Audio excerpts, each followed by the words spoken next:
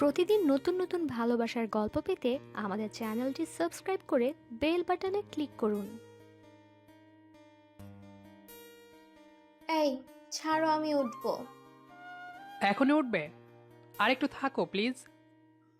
জি না মশাই, আমাকে এক্ষুনি উঠতে হবে। না না, এখন উঠতে দিব না।